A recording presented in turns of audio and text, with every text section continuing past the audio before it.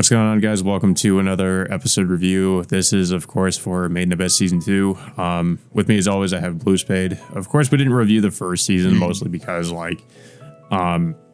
it was already out, and we didn't really think about reviewing that one. But I've seen, of course, the first season of Made in Abyss. I've seen the movie, and I've read the manga for it. Although it's kind of been a while since I've read certain parts of the manga, so some things I might kind of forget, but this arc is still somewhat fresh in my memory because it's the most recent one I've read in the manga, because I've just been basically reading the volumes as they come out in the West. So I'm kind of familiar with with this arc. But yeah, I was pretty excited to see this one get animated. I know this, of course, people know, Made in Abyss gets pretty dark, and of course, if you've seen the movie, it gets even darker than I would say in the first season. But this one, if you can believe it, gets in some ways gets even worse. So, yeah, Made in Abyss is definitely not for the faint of heart. It's kind of I find it interesting mainly because of the art style. It's kind of misleading. People might think because it does seem somewhat, I guess, reminiscent of like a Ghibli movie or something with the way it looks, but it's not like that at all. Like once you get into it, yeah, it's pretty deceptive at times. Like people confuse this as like it's more kid friendly of sorts, but there are a lot of graphic and like traumatizing scenes like not only in at the end of the first season, but also what happens in the movie too. Yeah, like I said, of course the movie gets even darker with that. So yeah, and of course it seems like it just progressively gets worse as the series goes on. Yeah. I mean, well, just to clarify, people will have to watch the movie. What was it called? Dawn of the Deep Soul. Yeah, because it is a part of the that it does lead into the events of season 2. Technically, there are 2 other movies, but they were more recap films that cover the first season. So by the time you see this episode, there are some characters and some events that take place after the events of the movie. So people are not going to really understand what's going on until they watch the movie itself. Yeah, any of the references to I can't really pronounce his name, Bondrud or Proshka, are people are going to probably be confused about. Mostly Proshka being, of course, now being Rico's whistle. Mm-hmm. Yeah. So what happens is, during the events of the movie, what was it? Reg, Rico, and Nanachi end up encountering Bondrud. I guess they're in a cavern that's going to lead into the next layer of the abyss, and they end up having a confrontation with them, and then they meet up supposedly with Bondrud's daughter. Yeah, that was Prushka. Of course, what happened?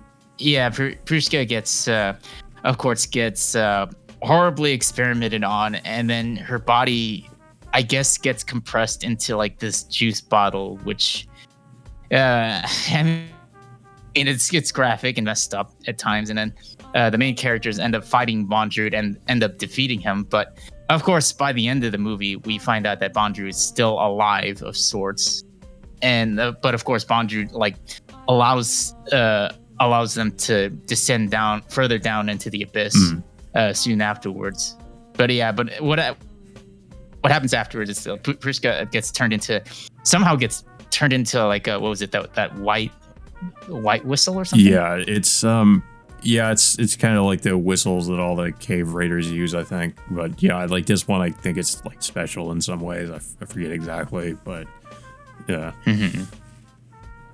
Yeah, and then they're also accompanied by what was it? Minya. Pina, that little pet, that little flying pet that belonged to Prushka before. So now Pina is going to be accompanying them during the events of season 2. But what we see at the beginning of season 2 is actually, it apparently takes place somewhere in the past, and I think it's we get actually introduced hundreds to of years ago. Okay. So we get introduced to this new character. I think her name is Iramui Ve- or Iramui or something like it. It's I think it's like Iramui. yeah. Yeah, I can't pronounce her name, but apparently she's being abused by this guardian that I guess that tries to. Well, I don't know like how to describe it. Let's just It's say like he sexually and physically abuses her. That I mean, that much is pretty obvious. Yeah. So, but most of the flashback details, this character's like desire to go down like further down into the abyss. I guess. What was it? Like she carries this like this special looking compass that stands upwards, and I guess it's a key to help them locate or descend down further down into the abyss of was it the Golden City, or was Yeah, it I think the capital? Well, yeah, it's like the Golden City. I think is where they're trying to go. Mhm. Yeah, so this new character is joined by several other characters. I can't remember their names. Most of their names. One was like Wazukyun. but it The other, I forget the other's name, but yeah, like yeah, there's a guy with like the scarred face, and then the other guy that eats bugs.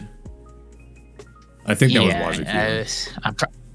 I'll probably have to watch the episode again just to remember their names, because Okay, it was I have a feeling that we're gonna and Bilaf. Bilaf. I think Bilaf was the guy with the scarred face. Wazukyun was the guy eating all the bugs. Yeah, so I'm assuming that we're gonna see more of these flashbacks in following episodes. I'm assuming. Yeah, there's more to it. Okay, so like we get to see these characters finding the island of the abyss, but of course they go, through some obstacles, going through a storm, negotiating with like a native tribe they encounter, and then eventually, I guess. They eventually go through the same looking elevator that they actually they end up getting a guide basically to show them where to go and tell them about the abyss. As we discover, the tribe speaks a different language, and I think Belaf actually knows the language and can translate for them. They end up trading the compass for the little girl who becomes like their guide through the abyss.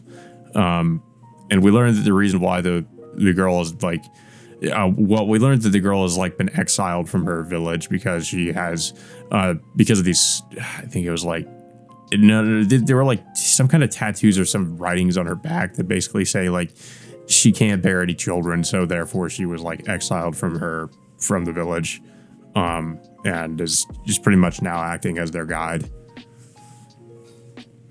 Yeah, and so eventually they what was it? They eventually keep exploring further downward until they eventually proceed to the 6th layer, and then of course I guess it shifts us back into the prison, which picks up immediately after the events of what was it? The movie Dawn of the Deep Soul, and we catch up with Reg, Rico, and Nanachi.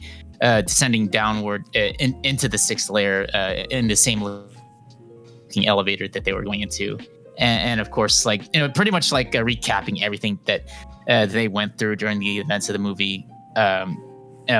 Like coming across Bondru and why he's willing to allow them to further explore down into the 6th layer, and of course they get into a lengthy conversation until like. They finally exit and reach the 6th layer, which is the capital of the Unreturned, and that's where the episode ends soon afterwards. Yeah, yeah. I mean, there's really like I kind of wish I guess the episode was maybe just a little bit longer, because like aside from that flashback sequence there, we don't really get too much after catching up with Reg, Rico, and Nanachi again, and then of course it ends right when they get there. So I don't know. I thought it was a good first episode. The episode, yeah. I mean, the episode feels more like kind of like a short recap of events that happened if people didn't watch Dawn of the Deep Soul. Yeah, but it's really not enough to really get people, to really catch people up on what what all happens. The best bet is, of course, just is to watch the movie. But yeah, I mean, it's and it's also probably a little bit confusing the way the episode starts because it kind of focuses on these other characters. But I guess people watching for the first time can probably assume that those characters are going to factor into this new arc, and that they're going to show up later. But I do think the way it was presented is a little bit confusing for people because they're probably going to be wondering who these characters even are and why they're being focused on aside from, like the main cast.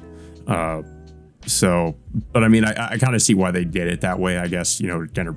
If I remember correctly, I think they are rearranging it. So the flashback sequence is happening at the beginning, and then we rejoin the main cast like more than halfway through the episode, or about halfway through the episode. But, yeah. I mean, overall, this episode, in my opinion, was okay at best. But I was really hoping for a little bit more after watching the movie. Yeah, just a few days before. I will say, like, it doesn't really get into things. Probably well, I think most likely the second episode, because that's when a really important character gets introduced who the arc is pretty much focused around. So it'll probably get good then. But yeah, I think, which is why I kind of wish the episode was maybe a little bit longer, just so we could, people could get like what the main hook for the arc is going to be like, that way they would get more interested in what's going to happen next. But with the way that the first episode played out, it's a bit of a slow start, I would say. And like I said, it's a little bit confusing for the viewer who hasn't read the manga. They wouldn't know who any of these characters are. Yeah. I mean, hopefully we'll get to see a little bit more by next week. I heard it was going to be like 12 episodes this season. I think similar to the first one. Yeah, I mean, that sounds about right. Yeah. But yeah, I mean, so far it's pretty good. But yeah, like Spade said, it was an okay episode for me. It wasn't. It definitely wasn't the best introduction to the second season, but like I said, it's a bit of a slow start. But I think it'll really get into things in episode 2. But yeah, so I don't really have too much else to say about the episode itself. I don't know if you have anything else to say about it.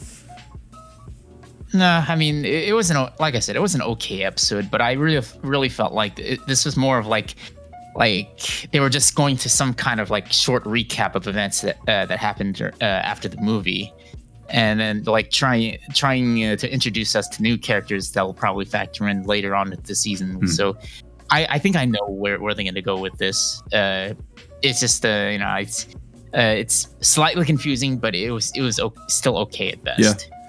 Yeah. Well, with that all being said, guys, until next time, we will see you all later.